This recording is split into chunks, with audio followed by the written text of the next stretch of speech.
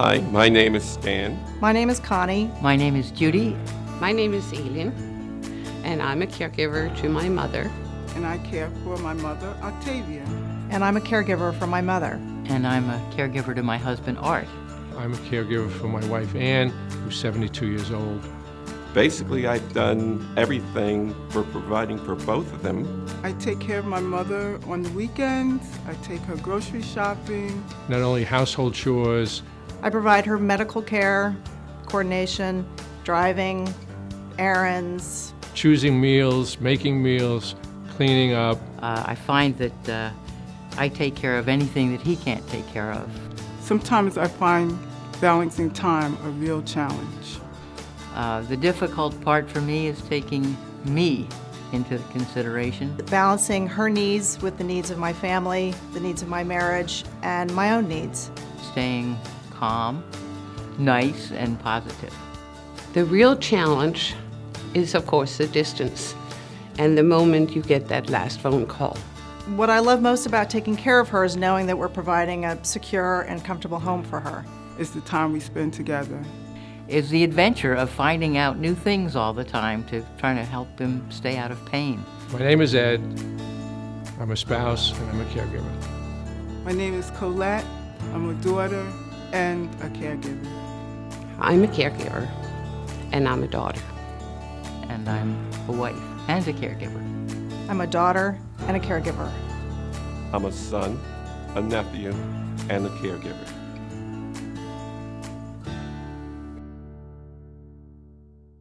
Hi, my name is Deborah Day, and I help manage United Way Caregivers Coalition.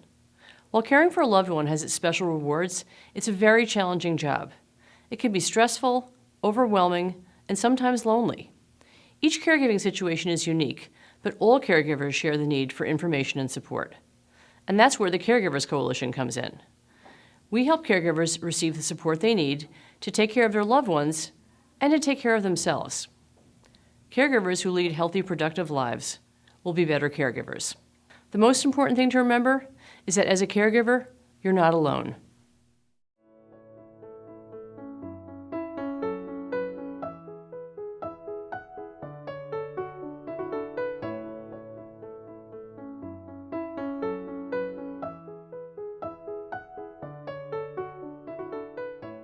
We have a wonderful presentation tonight. Emily Lutz, who's a long-time Caregiver Coalition member and has presented for us a number of times. She's the owner and founder of Liberty Paperwork Solutions, and she has her brochure up front if you'd like to get it. Emily will help you with paperwork, with medical claims, with paying bills, whatever administrative tasks are overwhelming or too time-consuming for you to do yourself. She'll come into your home, and she's terrific, and you'll fall in love with her in a minute.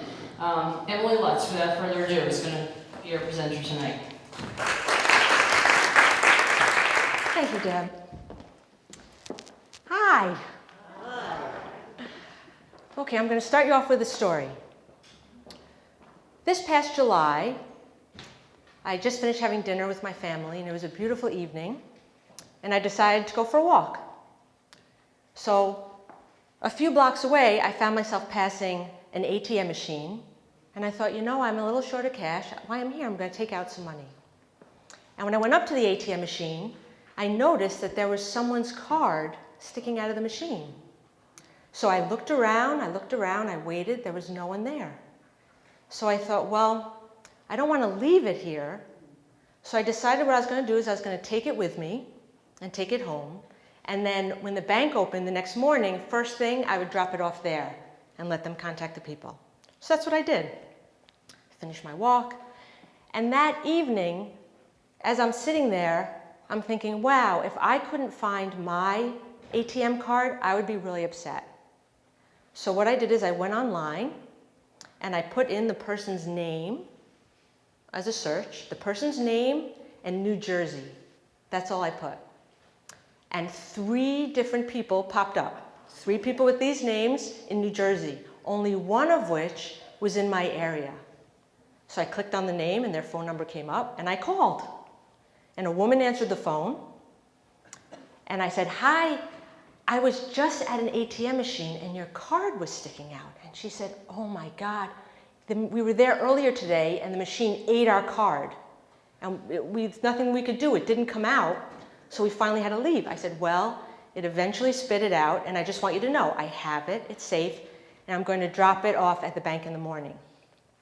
And then I heard a whole bunch of shuffling, and a man's voice got on the phone.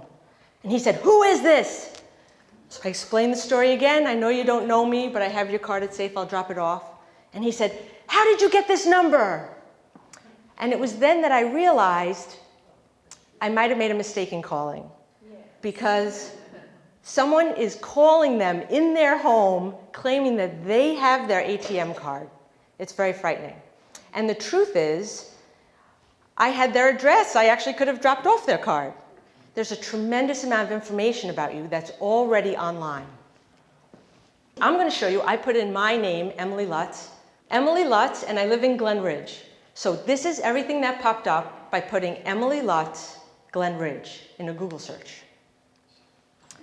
This shows my maiden name, places I've worked, my age, and some of my relatives. This shows where I went to college, what years I attended, and that I majored in math. I know that's more horrifying than... I loved it, math, okay. This shows my previous addresses over the course of my life, previous phone numbers that I've had. This shows a picture of my house. It shows the square footage. It tells you the property taxes that I currently pay. If you click on images, what pops up is a couple pictures of me. That's my cute boy, my son. So as you can see, there's a tremendous amount of information already on the internet about you. So I have a company called Liberty Paperwork Solutions. We're in-home administrators. We help people with all of their day-to-day paperwork. Now when your mail comes in, or you have any papers that come in, you can put them in one of three piles. There's the pile of, I don't really need this, so you're going to dispose of it. There's the pile of, I'm going to need this at a later time, so you're going to save it, you're going to file it. And there's the third pile, which we call the actionable pile. You have to actually do something with this paperwork before you put it in one of the other two piles. My company takes care of all three of those piles. I have clients who their mail actually comes directly to me. So because of that, I see firsthand the huge amounts of scams that come through the mail. And I'm told by my clients about the scams that come over the phone, over the internet, and all the other things. So I start to think of myself as the first line of defense between the scammers and my clients. So I've gone out of my way to keep up to date on the latest scams. I read everything that I can. I get certain newsletters and blogs that come in. So that's why I'm going to talk to you about that today, the latest scams. So here's a couple of articles I picked up that just came out. In USA Today, criminals are moving from street crime to the safer and more lucrative income tax identity theft. A report by the House Committee on Oversight and Government Reform quotes a drug dealer as saying, "Why would I take the risk to sell drugs and get busted when I could put $10,000 on a card and do it all day long from home while the cartoons are on?" In US News, identity theft is the fastest growing crime in the country with almost 10 million incidents a year. So, now you might say, okay, I get that a lot of my personal information is out there, but you didn't mention anything about your social security number or a credit card number or my bank account number. And aren't those the things you really need in order for someone to steal my money, to pretend that they're me? Well, let me show you that. So again, from my page, you can see what my maiden name was, one of my previous addresses, and that I have a relative named Brad. Now, if you go on his page, you could see that he had the same previous address. And you see that we're 2 years apart. Well, that was my age when I made this PowerPoint. So it's not hard to come to the conclusion that this is my brother. Ring, ring. Hello? Hi, is this Emily? Yes, speaking. Hi, this is Joe Smith. Your brother Brad gave me your number. Listen, I'm currently the president of the Alumni Association, and we're making a directory this year, and we're just about to send it out to be printed, and at the last minute, an advertiser backed out. Your brother Brad told me that you have a great business and you'd be able to help us out. We just need a little business card size ad. I could take your credit card over the phone. So this is ways, by getting all this peripheral information, they gain your trust, and I'm gonna go get my credit card and help out my brother. Now, I have a client who she's actually a judge. And having her peripheral information online would be very dangerous for her. She deals with people who would love nothing more than to know her home address and her telephone number. So there are online reputation management companies. We have one for her. And what that company does is it goes into all those different websites and it gets the information taken off, which you can. There's a lot of websites though, and they do that for you. The problem is also that only lasts for a few months, and then all the information comes back on. So it has to be a constant process of them removing it. This service costs her $1,000 a year, and she's doesn't mind. It's peace of mind for her. Okay, ring, ring. I have to get a little ding. Hello, is this Emily? Yes. PSE&G calling. Listen, I'm not supposed to call you, but I was just looking at your file. Do you know that your power is being shut off at midnight tonight? What? I can't lose my power at midnight tonight. Why? Well, it says that you haven't paid your bill for months. What are you talking about? I always pay my bill. I pay my bill every month. It says that they've been trying to reach out to you and you haven't responded. I knew there was a problem. That's why I thought I'd call. Listen, if you can give me a small payment right now over the phone, then we'd be able to hold it off and do research further. Ring, ring. Emily Lutz? Yes. This is the Essex County Sheriff's Department calling. I need you to stay put. There's a warrant for your arrest. We're coming by to pick you up. What? What are you talking about? You have not answered the last 3 jury duty summonses that were sent to you. And you know that's against the law. That's a criminal offense. What do you mean? I never received any jury duty summonses. Of course I would have answered them. I never got any. Ma'am, you got 3. You did not send any back. I'm telling you, you have the wrong person. This is Emily Lutz of Glen Ridge? Yes? Okay. What's your social security number? Yeah. Real scam. Netted millions from them getting old people's social security numbers. Those scammers are also very bright, and they read the news like you or I.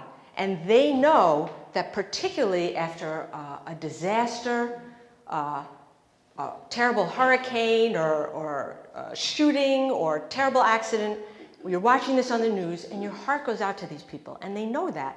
And they call and say they're from an organization that's collecting money for this. And it's really a shame because your heart does go out for these people and you might really want to help. But unfortunately, there's just no way to tell if whoever's calling you is legitimate. So you just can't give over the phone. Here is an email I received. Dear Wells Fargo customer, we've recently detected that a different computer user has attempted gaining access. It's necessary to reconfirm all your account information. Please click on the thing below and input all your stuff. Now, I do have an account at Wells Fargo. So on first glance, this seems actually reasonable, right? So it's the type of thing where everything that comes in that's unsolicited, I'm always on alert. I'm always on alert. And actually, I knew this one right away because I know not to re-put in any of my personal information, but also it came to my business email address, and I don't use that for my bank account. That's how I knew. Okay, IRS.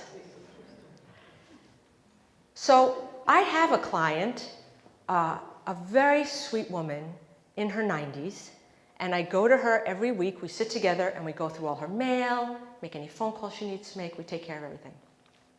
And she is harassed constantly by a man who calls saying he's from the IRS and that she owes money and she is in big trouble if she doesn't pay. And he doesn't stop calling, and it's terrible.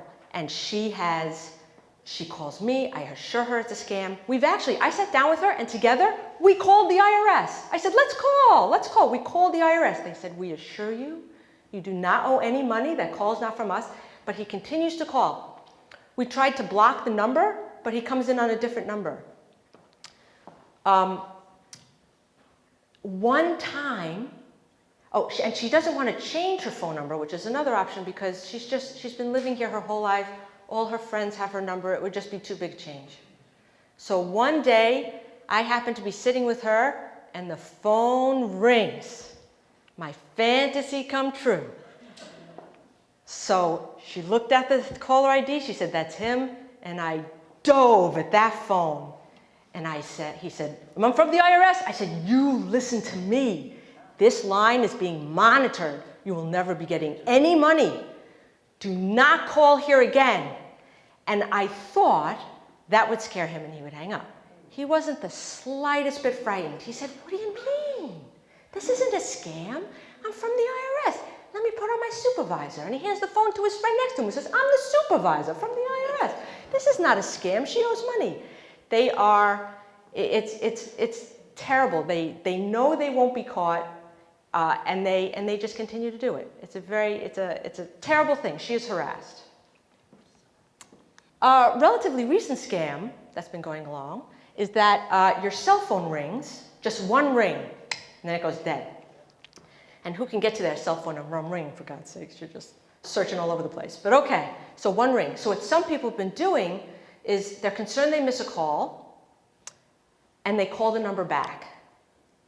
And what's been happening is, when they call the number back, it picks up into some music on the line, like hold music. So they wait and wait.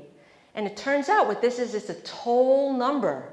So they're being charged all this time, exorbitant amounts. And a lot of times they don't know that anything wrong has happened at all until they get their bill. And there's hundreds, if not thousands of dollars on charges on their bill. So knowing that scam, you know not to call back anyone. If it's important, they'll leave a message. And that's the theme of the cell phone. Now, you might have these very friendly-looking people come and ring your doorbell with an emergency. Listen, we're from the town. We got to report there's a gas leak. We got to check your basement. Any of a number of repair stories, emergency stories.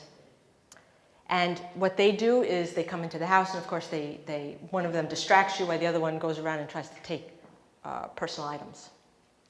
So I told you, so we've talked about a lot of different kinds of scams, and you might say, okay, I'll try to remember not to answer emails on my phone, and I'll try not to, if someone calls with this sort of thing. But there's actually one answer that can help you prevent you from succumbing to any of these scams. And it's the hardest thing. It's not easy. The one thing you have to do is wait. Okay? And this is really hard. I don't say this lightly. Because when people call up with an emergency, every single fiber of your being is screaming to fix it as quickly as possible. Hand them money, give them information, let them into the house to fix it. But what you have to do is tell them you will call them back. And they're not going to like that. They're going to say, don't do it. They're going to make additional threats. But there's nothing that can't wait a couple hours. And what you have to do is call someone, a neighbor, a trusted friend. My clients call me. You have to get in touch with someone else and just run it past them. You can call PSE&G. You can call the place where the threat's coming from. So that's the trick to preventing all of it. No matter what the emergency, you can act on it. It's hard. I know. Okay, so I know my peripheral information, I call it, is out there, but I don't want to help spread it. You hear all these stories about these stores being hacked, Target and Home Depot. If they're collecting your peripheral information, then a hacker's going to immediately have that. So I try to avoid. So when a cashier asks you for some information, can I have your zip code? Which seems innocent enough, and it might be. The truth is, they're collecting this information really for marketing purposes. I'm sure it's very innocent most of the time. We're in this time right now where we're big data. They have huge amounts of statistics on everyone so they can market properly. But I will ask, do I have to give you my zip code in order to finish the transaction? I'll ask. And most of the time they're like, nah, we just ask. It's fine. 1095, please, There was, on the computer too, I went to a store. My son wanted a basketball.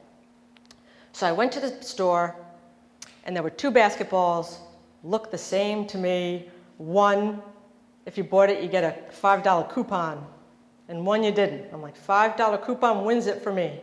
So I grabbed the ball, I go up to pay. They said, okay, your $5 coupon comes. You have to register online, and then you get your coupon. Okay. So I go home, and I go to register online, and to register, they need your birth date. So I try to leave that field blank, and they won't let me register. So now I can't get my coupon unless I give them my birth date. So I didn't get the coupon. But there's a solution to that as well. All right.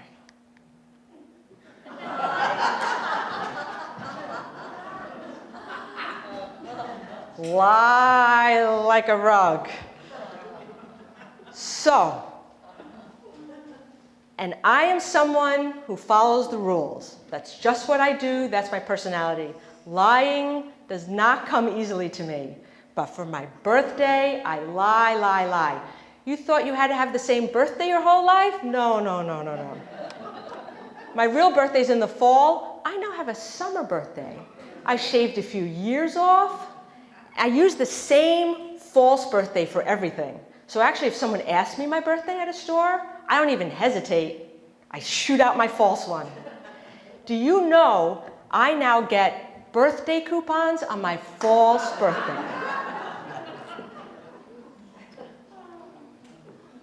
So, you might get a call from this very sweet woman who says she's calling from a charity, and she was asking if you could please donate. They really could use the funds. Now, you might say, okay, listen, I've given to that charity before. I feel strongly about it. I would like to give to that charity. And even if she's a scammer and I'm mailing my check to the wrong address, what can they do? My check is made out to the American Cancer Society. What are they going to do with a check made out to the American Cancer Society? Well, this is what they're going to do. So what they do is, well, first of all, your account number is on the bottom of the check, so they do now have your bank account number. That's one thing. What they're going to do is they're going to take a piece of tape, cellophane tape, and they tape it over the signature.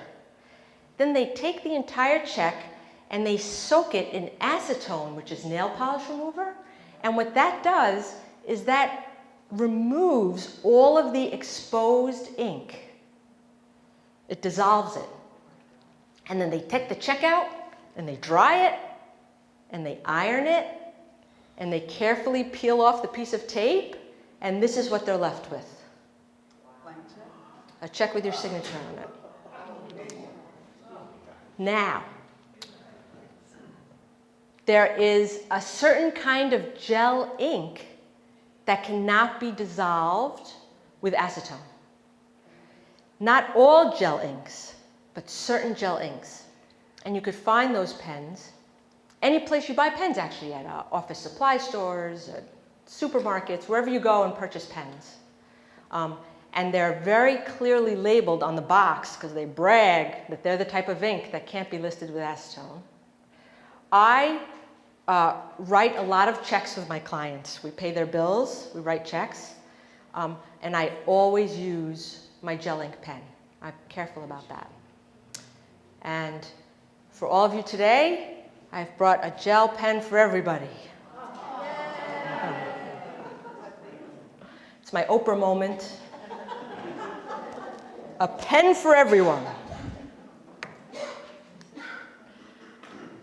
Okay, passwords, passwords, passwords, passwords. So, they tell you your password is supposed to be, you're supposed to have different passwords for everything, and they're supposed to be crazy, crazy, crazy, crazy, hard for even a computer program to guess. These are what they want you to use. These are gorgeous, ridiculous passwords. They use everything on your entire keyboard. They make no sense whatsoever, and no computer program is ever going to find those. But for someone like me, who has to use 1 million passwords a day, not only for myself, but for my clients when I go online and pay their bills online, this would just take hours to try to put these passwords in. So nowadays, people use something, not just a password, but something called a passphrase. A passphrase. And it's something that is still kind of complicated, but you're able to look at it and remember it and type it in more easily. So here's some examples. This is a pretty good passphrase. I love cayenne pepper. A better one is if you add some capitals in there, and the love cayenne pepper, you just use the first letter on my toast. So that's even a stronger one. And here's the best one. Substitute some of the letters for numbers. And then that's not super hard to remember, and it's a very, very strong password. Okay, so now it's game time. Game time, where we go? So here are some passphrases, and I'm going to see if you can guess them. This first one is a movie that came out in 1992 called A League of Their Own. It's a phrase from that movie. Yes, I heard it. I heard it. There's no crying in baseball. So there's no crying in baseball. I added an exclamation point and a 92, and that's my password. And now I can look at that once, I remember it, and I can go and type it in. The second one I have is a Rolling Stones song. Rolling Stones fan over here. You're lucky that I didn't have to sing. You can't always get what you want, 36 pound. That's it. Every other letter's capitalized. That's a very strong password. Okay, last one. This is from the movie Dirty Dancing, came out in 1987, Patrick Swayze. I saw it thousands of times. You got it back there? Nobody puts baby in a corner. Good group. Okay. Okay. So I cut off their heads to protect their identities. So you might have already received a new credit card in the mail. We're now moving from the magnetic strips on the back of the credit cards to chips. They're called RFID chips, radio frequency ID chips. And they're a big pain in the neck if you've already been using them. So what these cards do is, a lot of times they have you, instead of swiping, they have you stick it into the machine and wait. Or some places you could actually just touch it. You just touch it to the machine. You put it in the vicinity. And apparently what it's not very hard to buy online are one of these card readers.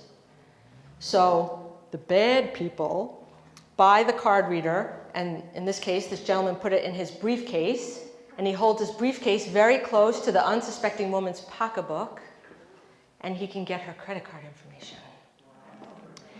So what I found out, which is good news, is that what it reads from the credit cards are the number of the credit card and the expiration date, but it does not pick up the 3-digit security code that's on the back, or in the case of American Express, 4-digit code. It does not pick that up. So what's nice is it would have limited usage. unless they try to guess that 3-digit number, and I could tell you that there are 1,000 possibilities, so if they're patient. So anyway, so don't stand near anyone, keep moving. I don't know what else to tell you about that. Okay, so for those that use internet, nowadays almost every place you go has wireless internet. Restaurants and stores and airports and everywhere you go there's wireless internet. And you always hear, don't use it, don't use it. But I'm here to tell you, you could use it. Just don't do any personal banking or don't do anything that you would put in your personal information. You could look at the news and you could shop around online, but don't make any purchases. That's all. Just don't put because you assume that when you're on their wireless internet, someone can watch everything that you're doing. So that's all about that. Can you make out what that is? Oh, I love shredding. Okay, let's talk about shredding. So, even today, this day, I see bank statements that have the entire number on it, your account number on it. Credit card statements that still have the whole credit card. Some of them now have like little stars and then just the last 4 digits, but so many of them still have all your information. So what you want to do is you want to shred that, because if you just dispose of it, then they call these dumpster divers. They can go in there and retrieve these things and then get your personal information. So let's talk about different shredding options. I have one of these babies. It's smoking by the end of the day. So, and it's very easy. You just take your statements and stuff when you're done and you just shoot it in there. Now, I have a client that gets 1 statement a month, and she doesn't nearly need to buy one of these things. So what I told her to do is just tear her statement right in the middle of her account number, so half numbers on each side, and dispose of them on different days. Unless you have a very persistent dumpster diver, that should do the trick. Did I get that? Okay, yes, if you have large amounts of shredding, sometimes when I start with a client and they just have folders and folders and piles, they have all those checks. Remember, you used to get checks back. Everyone saves those. They have 8 million checks sitting there. So if you have large amounts of shredding, you have different options. You can rent a bin. There are shredding companies that they drop a bin at your house. You fill it up. They come back and pick it up and shred it. You can go to Staples. The last price I saw was 79 cents a pound.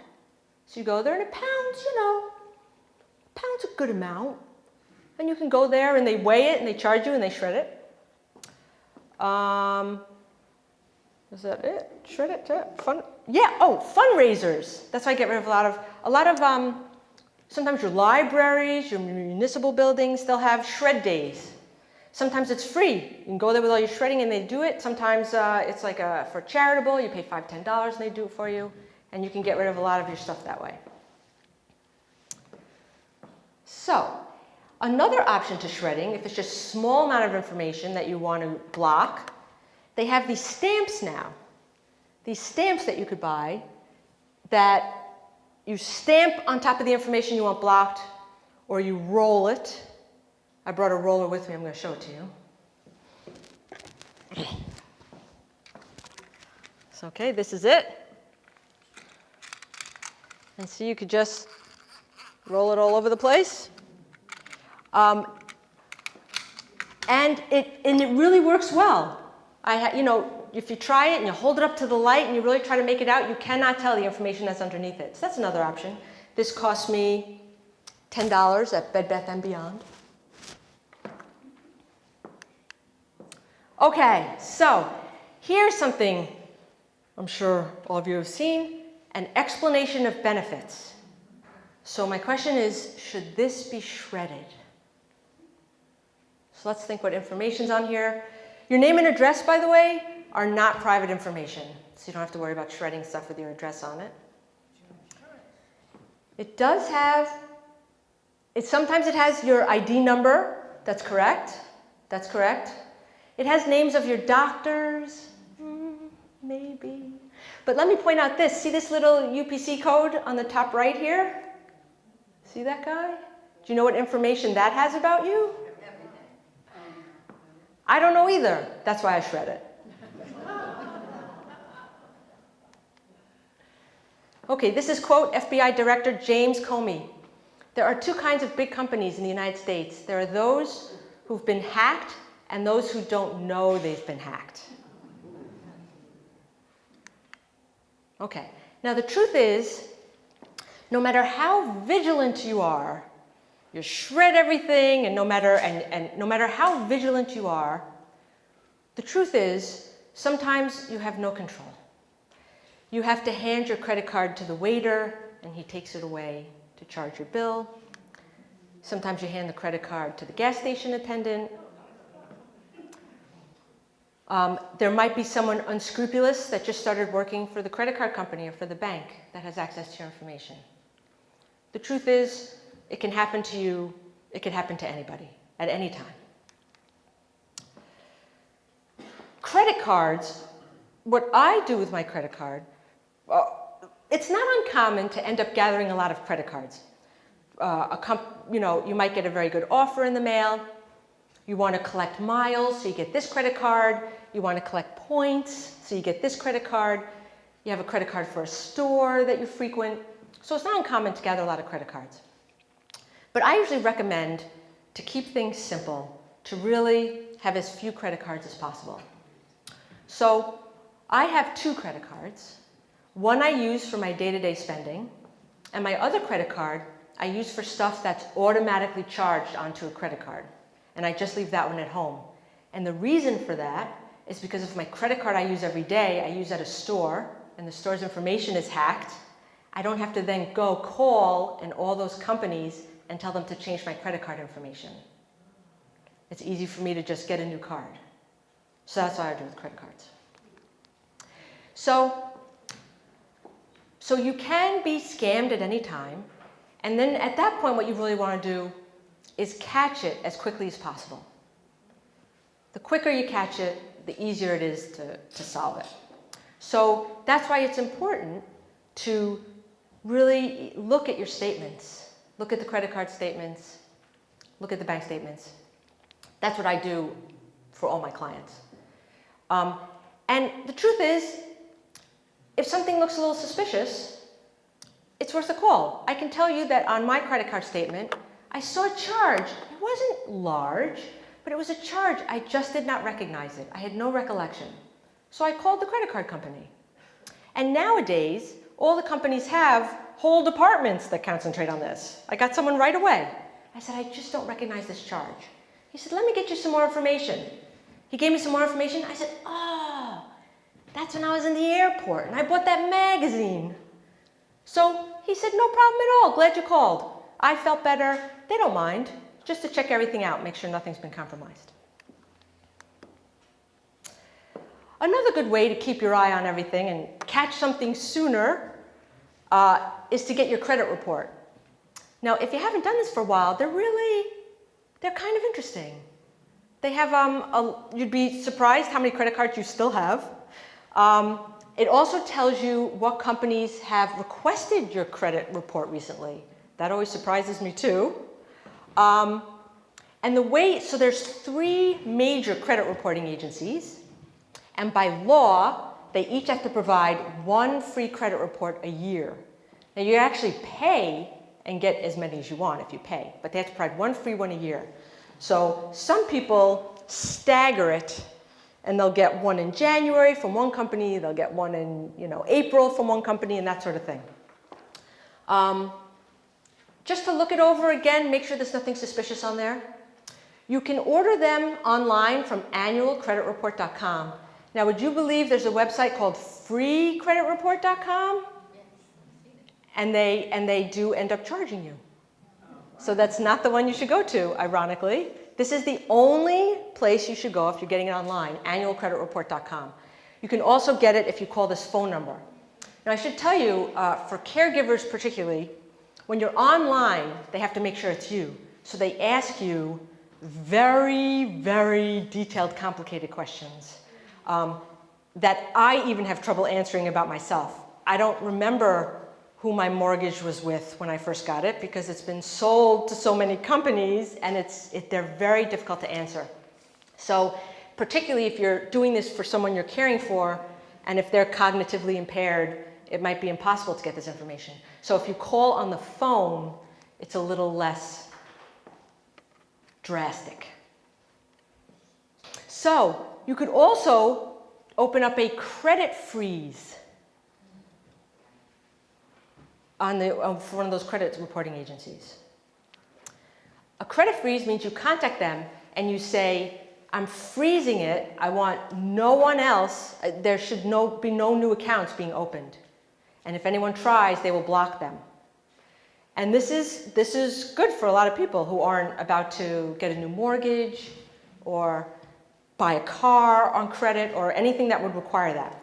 If it's frozen and you do want to then go and get a car on credit, you actually have to call the credit reporting agency, ask them to unblock it.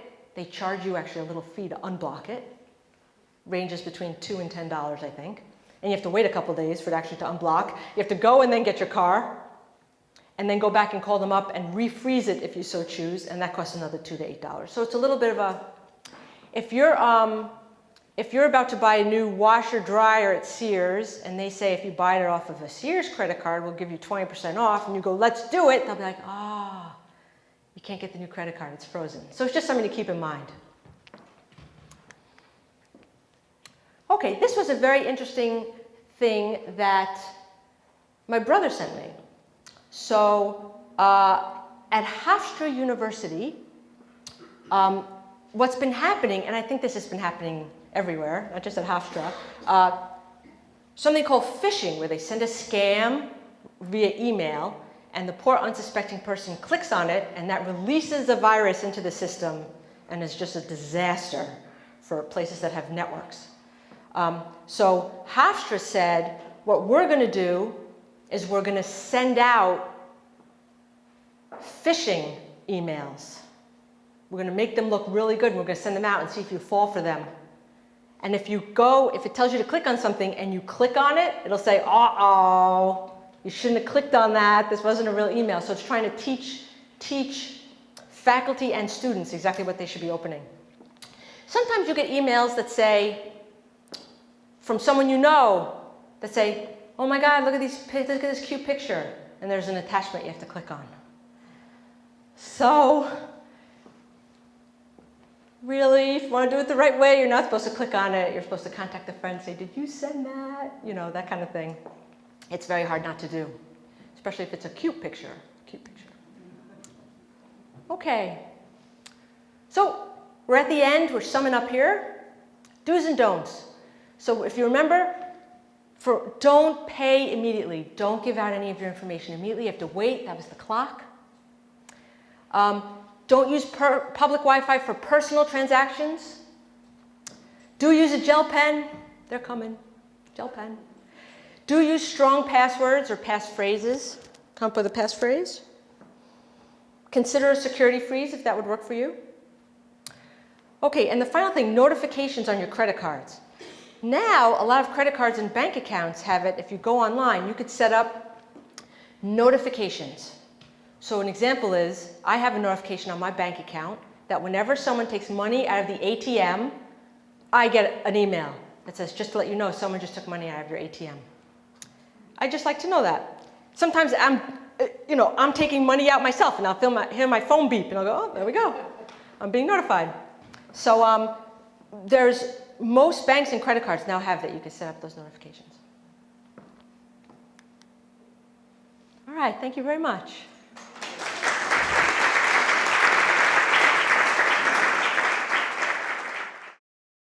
So the question was, thoughts about LifeLock and companies that say that they will monitor everything for you, and being nervous that you're actually giving them all of your information, and then all of your information is one place, and what if they hack, sort of thing. So that's a great question. Consumer Reports came out with an article some time ago that said that if you actively look at all your statements and really, keep track of stuff that they didn't think it was a necessary service. But since then, I have AAA. And AAA has begun offering a free service that monitors your identity. So free is a good price for me. So I got it. And I have to tell you, I love it. I love it. It gives me reports. It says it's searching the internet if it sees any of my information out there. So I think I've kind of become a fan. As for having everything in one place, yeah, that's a tricky one. You have to, some people, there's lines to be drawn, right? Like, some people won't pay their bills online because they're nervous about having anything online. And that's fine, but my theory is you have to go with the latest technology and do the best you can and hope for the best. Because the truth is, things can happen even if you don't pay your bills online. And so, yeah, I think if it's not very expensive, I actually think it's a pretty good service. So the question was, they were co-signing on a lease for an apartment, and it was required that they gave credit card information, social security number, and their driver's license. And they felt like they were just really turning over every bit of information that they had. So, there are some situations where you have to do it. You have to do it. I've had clients who call me up who say, I did what you said. I went to get a credit report, and they asked me for my social security number. I'm not giving that. So I said, well, good for you, but there are situations that you do have to give that information. And it wouldn't have hurt to ask, why do you need it? Should she have asked for some information of what they would be doing with that information? If they were making copies of it, what would be happening to the copies? Absolutely valid questions. And people ask that a lot. All right, well, thank you very much.